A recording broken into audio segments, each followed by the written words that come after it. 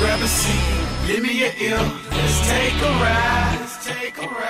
I roll with Christ, G-O-D, till the day I die. My seat laid back, yeah, I'm still on a mission for the Lord. Still pray when times get hard. They call me GS, and that stands for God's Son partner. And everything changed when God's Son popped up. My days were kinda dark, vision kinda cloudy. I ain't care about any, I was riding in an Audi. I ain't care about a penny, I was grinding for them dollars. If she fine, forget her heart, homie, I'm just trying to holler. I knew it was pride, but I ain't trying to swallow. Fresh designer clothes, had my name on my collar. Bad chicks calling from Cali to New Orleans. I was getting attention, but something was kinda falling. I step up in the club and everything in slow motion. Happiness was about to leave and it was followed by the boast. I stopped paying my tithes, stopped going to church. I started feeling myself and that's when I felt the hurt. He died for me and never lied to me, so I'm asking myself, how can I not be down fully? Fighting with my flesh, life was a mess. Knowing I was smart but wasn't ready for the test. Had fathers in the house but I ain't care about the rest. I felt since they was there I deserve to be blessed. And yeah, I was lying to myself all along, had me crying to myself all along. You think the consequences gone but they come later. You start looking up to God like he really hates you, blaming others for mistakes. That's human nature, taking problems to your friends just like a human major. But that's what happens when you confused, mad for no reason, nothing going right. You surprised you're still breathing, don't act like I don't know. First hand I know about it, day for day I talk to God and he got me up out it. So when we have a convo, just know it ain't talk. Every single thing I say I walk, so we can relate or we can debate. But it's long when that's all done we can pray. Cause no matter what happened, how you dealing with the pain, I'm a firm believer that prayer changes things. Yo, what's going on, world? This is your man Jay. I want to thank you for listening to the official Up for Discussion podcast. I'm so honored to be bringing y'all this podcast. I just don't even know how to express it. Just know that it means a lot for me to be sharing this with you. This is going to be another music feature. This is actually part 1 of 2 parts featuring an artist by the name of GS. Last time around, y'all know I did the arrival of my man D Rich. Check it out if you haven't. And be prepared for the arrival of GS, man. It's coming soon and y'all going to be able to enjoy it. But before I could dive in and just throw y'all the arrival of GS, I was talking to GS, he's strong with his belief in God and his belief in Christ and the things that he's doing. And, oh, man, it's just amazing, the discussion that I had with him. The brother is so passionate about what he does. And it was definitely a conversation that both of us took something amazing away from. And I'm just glad I get to share some of that with y'all. But more importantly, he shared his testimony with me. And I felt it only right to, share that testimony with all of you. It wouldn't be right for me to chop it up. So I'm giving you his unedited, testimony from his lips to your ears. You're going to be able to dive in and actually get a peek into the life of GS, where his life was and where it is now, and, how the Lord transformed it. So, I don't want to do too much talking. All I can say is this is something that is more than likely going to help a lot of people. You're going to be able to take an intimate look into this artist, this man, and who he is. And I hope that you just make the most out of this opportunity. And next time around, you're going to get to, know more about his music.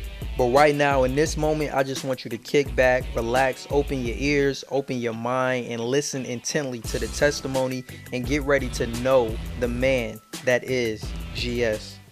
This beat is produced by the baddest man on the beats, Shemaya. I ended up, start doing music. Went on a tour in 2005 out to California. You know what I'm saying? And I was doing shows out there and everything. And it's funny because the enemy try to push you as far. And now, mind you, I'm speaking on then from where I'm at right now. You know what I'm saying? So it's funny how the enemy pushes you to do stuff that I didn't even notice then. But because I did music and I was effective in certain areas, he tried to keep it going. Wanted me to perform in strip clubs and, stuff like that. And there was certain morals that I had, bro, growing up. You know what I'm saying? That I ain't with that. I didn't make no songs for no strip clubs. I didn't want to go perform in those strip clubs. I wanted to make music to get my mama out the hood. That was my focus. what I'm saying? I wasn't doing it like everybody else was doing to get money and jewelry and all this stuff. And so I met a young lady out there. You know what I'm saying? We stayed in contact, went back out to Cali. The next year, moved out there. 2000, I think it was 7. I went out in 2005, came back in 2006, and moved out there in 2007. You know, last year, you know what I'm saying, things kind of, you know, went differently, you know what I mean? And so I was in an apartment in San Jose. I was living in San Jose for I was living out there for 2.5 years, but I was living in Cali for 3.5. I lived in Napa for a year, and was in San Jose. I was in a room, in a 2-bedroom apartment, real nice, bro. I mean, the area was nice. You know, millionaires were my neighbors. I mean, professional baseball players. You know, Harlem Globetrotters. I mean, just, you know, it was crazy, homie. Like, I thought I had arrived. You feel what I'm saying? Like, I thought God gave me the life I always wanted, but I just never had. And when you move to another state, bro, you know, you don't have that cloud of where you came from over your head, because that neighborhood no longer exists in your environment. Like, I'm back in Houston, and I can ride through the neighborhood where, you know, I used to hustle at, or where, you know, I got locked up at, or where, you know, I can ride through that. But in California, it was all brand new to me, so it was a fresh start for me. Mm-hmm. And I felt like it was, you know, God blessing me, you know, my life. And this is what happens, you know, the enemy gives you things, you know, that's bad for so long until you start thinking it's cool with God. You know what I'm saying? Like, you start thinking it's cool. Yeah, you start thinking it's cool with him. And I had money, homie. You know, the women, you know, it was, you know, even, you know, it was crazy, bro. You know. And I tried to, you know, I stayed as true as I possibly could to myself, homie. You know, but God came calling. You know what I'm saying? I was I had started seeing visions, man. You know, the demons attacking me and stuff. And one night I had a vision. I was laying in the bed, and I had a vision. My arm was hanging off the bed. I was knocked out, man. I had my arm hanging off the bed, and I had a vision that it was a demon, bro. Walked out of the kitchen. He came into the, you know, he went to come into the bedroom, but he was so tall he had to duck down underneath the doorpost to come inside. And he went to grab my arm to try to pull me off the bed. And since I was a kid, man, my mother, you know, our family is very, very spiritual, homie. And so, you know, she's always told me how to pray, and that our family, you know, for some reason, the enemy most definitely don't want to see us doing stuff. So he tried to take us out a lot. Like, I supposed to be dead a lot of times, man. You know, and so I'm in the room, had that vision. About 2 weeks later, bro. Now, mind you, I'm by myself. You know what I'm saying? In this apartment, no one's living with me no more. You know, and I'm stressing out. I'm depressed a little bit because I'm in California all by myself now. Everybody has turned their back on me. You know, and I mean, it was things that I didn't even do. People thought I did, and I didn't do it. And, you know, and if I know how a person that's not understood feels now. You know what I'm saying? I was different. Yeah. I was different. I didn't like going to clubs, but I performed at clubs. You know what I'm saying? I didn't smoke and drink, but all of my partners smoked and drank. You know what I'm saying? So it was like I was kind of like a hypocrite, but really it was God preparing me for what he has me doing now, and I didn't know it. And people around you are not going to understand, you know what I'm saying, what God is doing with you sometimes. You're going to lose friends. You're going to lose close ones. You're going to lose opportunities. But, you know, God going to put things in your life that will surpass that, bro. And so I was in a room by myself, man. One morning I woke up. My hands started shaking. I called my job, and I was like, yo, you know, I'm not coming to work today, man. I don't know what's going on. I'm not coming to work. And I had a real cool boss, man, you know. And he said, all right, you know, just let me know how you doing or whatever. Didn't even ask no questions. And hung the phone up. And when I was in California, you got to understand, bro, I had been paying tithes since I was 12, 13, 14 years old. I stopped paying tithes. You know, the person I was with didn't really, you know, we didn't go to church all that much. You know, the lifestyle it was a lot different than what I was used to. So I didn't go to church, you know, and I didn't pay tithes. I didn't give offerings, no nothing. I didn't watch church TV, man. I got so far away from God, it was pitiful, homie. Like, and yeah, like a total disconnect, bro. It got so I got so far into getting money, it was ridiculous. You know what I'm saying? And so, I went to call my mother. You know what I'm saying? Because every time I had a problem in California, my mom, you know, she was that person that you call. You know what I'm saying? For the backup, you know, get them prayers for God. You like, yeah, she close to him, so let me have her. I called moms up, and she didn't answer the phone. It was the one time, the whole 3.5 years I was in Cali, she didn't answer her phone, bro. And now, mind you, I'm shaking. My whole body's shaking. And at this time, when my mother didn't answer the phone, I'm tripping. Like, I'm really, like, I don't know what's going on. You know what I'm saying? And you know, I knew I was stressing out and I was depressed and everything, you know, from everything that was going on in my life at the time. And so I hung the phone up, and then I called, you know, the young lady I was with at the time. You know what I'm saying? I called her. Well, I wasn't with her, you know. We had just split up, but I called her. And she was at work, you know what I'm saying? And, you know, I was basically like, I feel like I'm about to die, man. I feel like I feel like I'm about to check out of here. I don't know what's going on. You know what I'm saying? And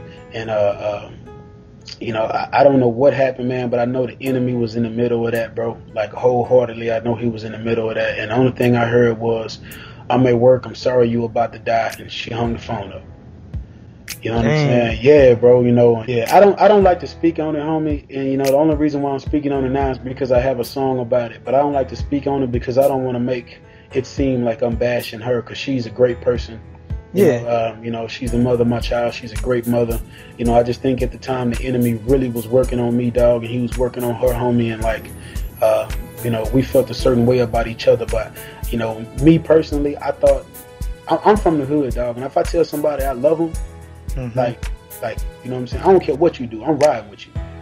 You know what I'm saying? So, you know, that was the mindset I had then. You know what I mean? I'm riding with you. And so I felt like I deserved more from that situation in which I got. And I think it was more so trying to please people as opposed to trying to please God, because I didn't really have a relationship with him. But this is the crazy thing. After that happened and the phone hung up, I didn't have nobody else to call. All those friends, professional athletes, all my partners, nobody was there for me, dog. I laid in the bed, homie. As soon as that phone hung up, I started shaking like all over my body, my arms, my legs, and everything, dog. And I ain't never had this happen to me before. And I felt only a couple more gasps of breath that I had left in my body, man. I just started like gasping, like trying to catch air, you know, with my mouth out the air, you know what I'm saying? Like, so I'm like, dang, like what's really going on right now? And you know, I was thinking in my head, I was like, I done been in the streets, I done been in the hood, you know, shootouts. I'm finna die in California. I'm not even from here. I'm finna die in California, and I don't know why. You know what I'm saying? And the only thing I can do, homie, ain't had nobody else, bro. I lost. When a person said they lost everybody, I lost everybody. Nobody was there for me. And I call God. I say, God, if you who you say you are, man, show me. Still having pride. Still had pride, dog. I'm about to die. I still had pride. I said, you who you say you are, show me, man. And bro, God looked past that pride because he loved me as much as he do. He put his hands underneath me in that bed, homie. He picked me up off the bed, and not none of that lift me in the air and carry me through the house like everybody be doing all this, you know, dramatic stuff. He didn't do all that. He just picked me up, lift me off the bed lightly, bro. My arms kind of hung down a little bit, and he was showing me, I got you. There's nothing that I can't do for you. You know what I'm saying? And I was like, dang, like I ain't never felt that kind of love before ever in my life, bro. And, you know, but this had been something that had been tugging on my heart for months and months and even years. I just never wanted to build that relationship with Christ. You know what I'm saying? And so, you know, coming up in church, I thought that I was doing everything right by just going to church, but it's a lifestyle. You know what I'm saying? And right after that happened, man, I started getting myself right with God, dog, and I still failed, bro. I went into an even deeper depression where right after that, people only heard me talking about God and thought I was fake. You know, they thought that all of a sudden he switched, you know, he tripping. You know, he don't do this no more. He don't want to do that no more. And a lot of people was benefiting from my music. Yeah. And so, you know, I had just did a record, you know, with E40 on the record. I had just did a record with Scarface on the record. You know what I'm saying? And so, you know, it was about to be a real big deal for me. You know what I'm saying? Like I was about to be a problem. That's major. Yeah, and God was like, nah, bro. You know what I'm saying? And so after that, started trying to get closer to God. Didn't really know how. I was in California. Nobody around me were Christians. You know what I'm saying? Like, California is an entirely different climate. Well, the part I was at, where I was at, was an entirely different climate. I can't speak of Cali. You know, the people I was around was different. But I wasn't able to get closer to Christ. And I tried my best, man, and I kept falling. And everybody seen my mistakes. And that's where the judging come in. Are you supposed to be a man of God? And look at this. You look at this. And so I started taking it hard, and then, you know, I wasn't able to, you know, see my little girl and stuff, you know, with me going through the depression, you know, and just being stressed out. I wasn't able to, you know, like communicate with my daughter the way I wanted to. And it kept going. Went over into, this was like November, bro. This was like October, November. And then I found out some more stuff that messed me up. You know what I'm saying? Like really, really messed me up. And then I ended up losing my job. And then I was about to lose my place. I didn't have any food. I was, you know, I would go to work and eat food at the lunch, you know, room or whatever, you know what I'm saying, just so I could eat food. Now, you talking about a dude who had, you know, pretty much everything, though. You know what I'm saying? And I reached out to people whom I had helped for so long, and nobody wanted to give me a hand, bro. Like, you know, I was laughed at. Like, I ain't feel like I was laughed at, bro. I told them I ain't had no money, you know, and I'm hungry. I was laughed at. I was cursed out. I was called sorry this and you worthless. And I mean, I was called, you know, unattractive. I mean, it was bad, homie. Like I was called everything, man. And people just laughed at me, dog. And it took a toll on me. I didn't know how to take it. You know what I'm saying? And it's like I sunk deep into this depression, bro. And I started having suicidal thoughts like in November. And luckily I had bought a plane ticket for my mother in August for her to come out for Thanksgiving. But my mother came out, bro. That entire 2 weeks she was out there, or 3 weeks, however long she was out there, man, she really helped me, dog. I think, you know, like her praying for me and she seeing me, and now, you know, I would just walk through the house sometime, bro, and just bust out in tears. For I didn't know what was up. But see, it was God pruning me, dog. It was God pruning me. I was going through the pruning process. You know what I'm saying? And so everything that everybody had done to me, everybody that laughed at me, everybody that lied on me, everybody that talked behind my back, everybody that turned their backs on me, bro, you know, God was just telling me, yo, this is more of a reason to run to me. You know what I'm saying? And because, you know, my love is forever. As you can see, man, you put your love and trust in man, he will fail you every time.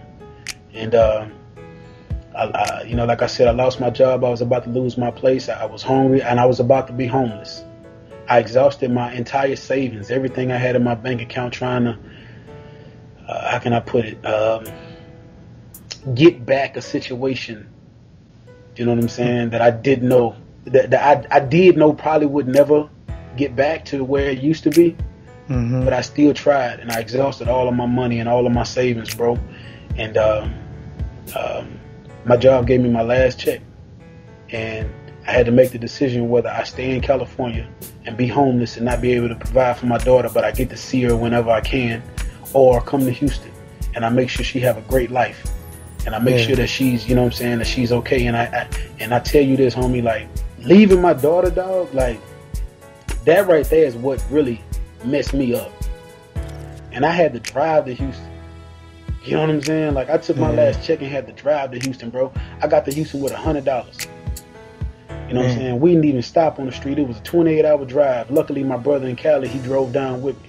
And if he wouldn't have drove with me and pitched in on gas, I wouldn't even have made it. I'd probably be over in Mexico or something, Arizona. Yeah. You know what I'm saying? And so, you know, but while I was on the trip, you know, me and my little girl, we always had, her name is Taylor, by the way. You know what I'm saying? Me and her always had a special relationship, dog. And I used to always hold her in my arms and pray for her. And I didn't even know why I was doing it. And now I know why. I used to pray for her and, you know, just tell her she's going to be great, that she's going to be beautiful. And, you know, she's going to, you know, she's going to take the world by storm, man. I used to always just tell her this stuff, and she would go to sleep in my arms. And one day I was holding her on the couch, and I heard her talking to me. But she was sleeping. I looked down. I was like, "Hold up, something up, mate." Yeah. and I, you know, I realized, bro, it was like our heart was talking to each other, bro. Like I got like this special connection with my little girl, man. And on the way riding down from Cali, bro. I drove 26 hours. My brother drove 2. For that 2 hours that my brother drove, I slept because we never stopped. We didn't stop nowhere. And so I was on Red Bulls and full throttles the whole time. You know what I'm saying? And I went to sleep. She was in the back seat. Well, I went to sleep and I had a vision that she was in the back seat and she had purple on, which is the color of royalty. You know what I'm saying? She had purple on. She had a purple sweater top and a purple pants that, I remember the set I had bought her in California. And she was just playing, sitting in Indian style in my back seat in the car. And she say, I say, tell daddy something. And she was like, daddy, just shut up. And I was like, what? And she was like, daddy, just shut up. Just listen. I was like, listen to what? And she said, just listen. And then she went back to just playing with whatever she was playing with. And then I woke up and I asked my brother, I was like, was I moving around? Was I talking? He said, man, you was moving around a lot, bro. He said, I was surprised you even got some sleep. But see what it was God still showing me, regardless of everything that happened, everything I lost, he was still showing me, I got you. I'm still showing you what to do. You know what I'm saying? He just told me to listen. When I got to Houston, it was all bad. I got here with $100, no way of, making no money. You know what I'm saying? I didn't have a job. You know what I mean? My savings was gone. And I had a daughter to take care of. And I went into a 2-month depression, bro. My family, my sister, and I, she let me come and stay with her at our house. And she just seen me deteriorating in the room, dog, all by myself. I would wake up, cry myself to sleep. Like, I didn't know what was going on. I would read the Bible crying, like, I don't know what's going on. Like, I missed my daughter. I missed the life I had, suicidal thoughts, all kind of stuff, bro. Like, it was all, and not being able to see my daughter and then hearing things that my daughter was a part of. And, if I was there, it wouldn't have happened. You know what I'm saying? Like, and hearing that my daughter was around certain people, like, that was the thing that was really bothering me, bro. And the enemy he was pressing that button on me. Had me making phone calls to get some certain things done because I still, had that mind state. Yeah. You know what I'm saying? And I came over to my mom's house one night and she said, you know what? You're a man of God now. Let God handle it. And, I don't even know why I came over here that night because whatever was going to get done, it was going to get done. I had to call it off. You know what I'm saying? And so at that point, I just realized then, bro, I was like, you know what? God has been so good to me, man. You know what I'm saying? Like, I done been through a lot of stuff people talk about, and still made it. And so let me see what he really about. Like, I know him, but let me see what he really about. And I started a ministry, bro. Like, I started going from church to church, trying to figure out, you know what I'm saying? Like, to figure out where I needed to go. I started going to church, man, and then I ended up at Pastor Brian Lee Church, Bizzle. Okay. Bizzle hit me. When I was in Cali and I was going through that, man, 7, thank God for 7, man. That guy's a powerful man of God, bro. He hit me in Cali and I ain't know nothing about him. We would have conversations and we felt each other. Because some of my backgrounds were similar. And, Bizzle was the man who put that together. I hadn't talked to Bizzle since, Bizzle and I went to high school together. Okay. You know what I'm saying? Bizzle from LA, he moved down to the H in the 10th grade. And he graduated at the same high school I graduated out of. And we knew each other because he was in a rap clique and I was in a rap clique. And I was the best in mine and he was the best in his. So we always see each other. Yeah. But we never really was cool, but we was cool enough to know who each other was. Okay. You know what I'm saying? So 10 years, go by and, 9 years go by and I get a phone call out the blue from him. And the crazy thing is I get the phone call when I was in Cali going through all of that. That what God do, bro. Yeah, right on time. Right on time. And he hooked me up with 7 and I started talking to 7 about some stuff and he just kept it way thorough, bro. He was like, yo, this is what can happen in life. You know how people in the church try to sugarcoat stuff? Just come to God and he'll make sure everything is okay. And listen, he kept it 1,000 with me. He was like, bro, this walk ain't easy, but you got to have a certain type of heart to do this. And God will see to it that you okay. You know what I'm saying? And he encouraged me, homie. And when I got to Houston, Bizzle hit me up and he invited me to his church. Went over, heard Pastor Lee, and I was like, whoa. Never in my life have I heard a person teach like that. All that screaming and spitting on the microphone, I ain't with all that. I want to be taught. And, you know, he began to say he wanted to disciple us. And we began to, you know, get discipled, started learning about the Bible, started, you know, learning, you know, observation and interpretation. And, you know, we started getting on reading plans and everything, bro. And he started imparting in our personal lives. And in March, before I started going to that church, I had buried my grandmother in January when I was going through all of the stuff, you know, and I had given my cousin my number in Louisiana.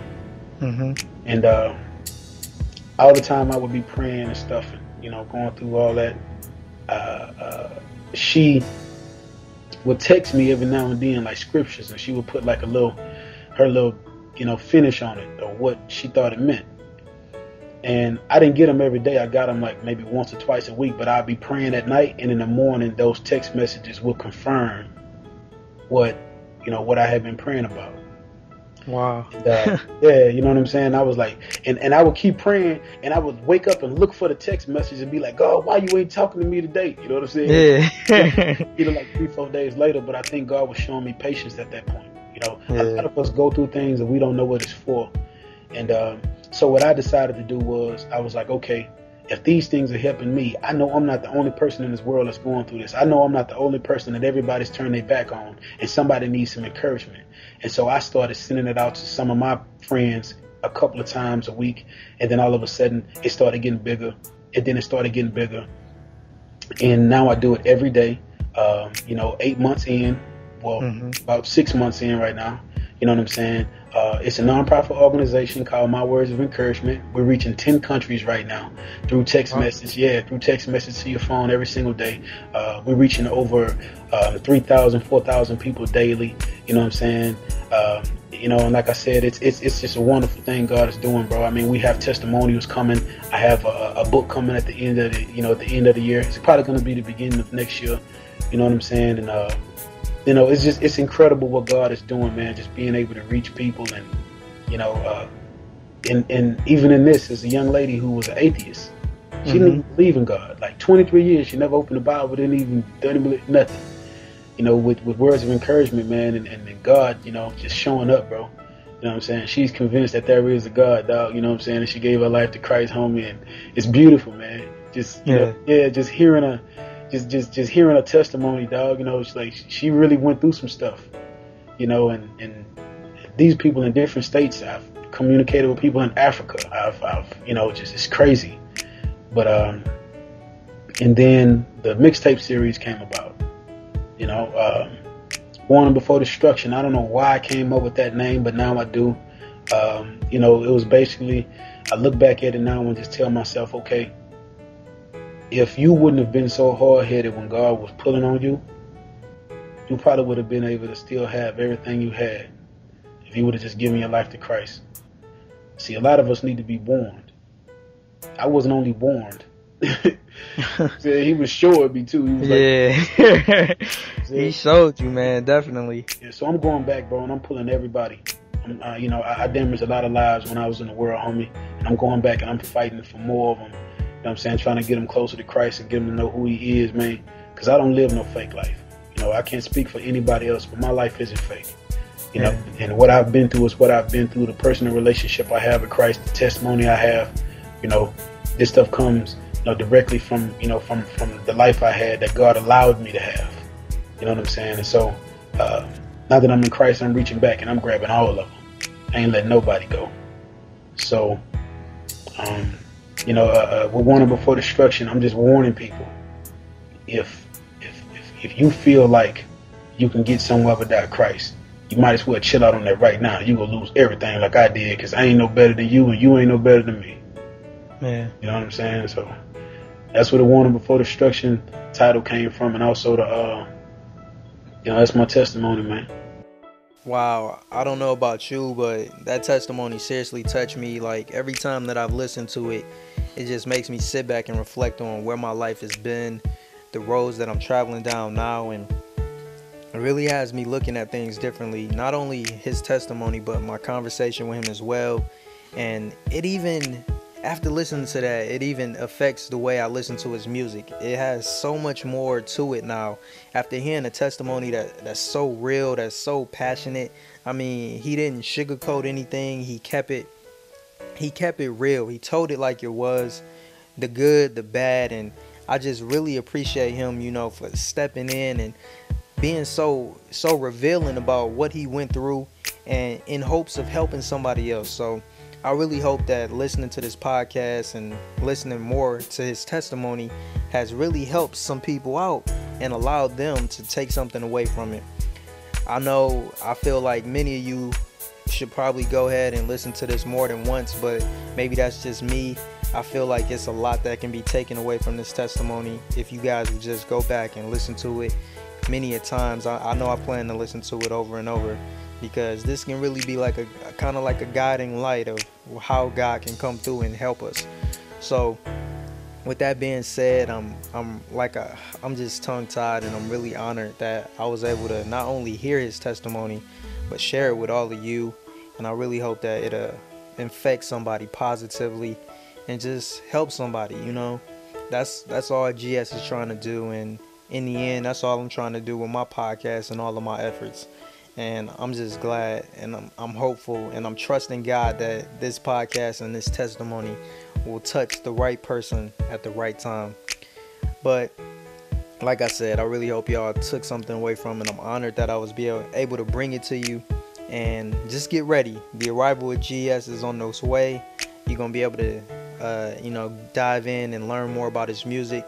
You know who the man is. Now it's time to check out the music. That'll be in the next podcast, so be on the lookout for that, y'all. And you can contact GS on Twitter, or you can visit his website and download his mixtapes at thisisgs.com, or follow him on Twitter at thisisgs. Also, another big thank you to the man Shemaiah. He is officially the baddest man on the beats, man. He done blessed me with 3 back-to-back fire beats, and I really appreciate supplying me with another one, especially for such a great cause. This testimony of GS, man, it means a lot. So until next time, this is your man Jay, and I want all of y'all to stay blessed, live, and love life. Thank God for another podcast. Deuces. While I'm grinding on a mission for Christ, I'm looking in my days, hoping I can see night. Why don't you grab a seat, give me your ear, let's take a ride. I roll with Christ, G.O.D. till the day I die. He died for me and never lied to me, so I'm asking myself, how can I not be down fully? He died for me and never lied to me, so I'm asking myself, how can I not be down fully? I die.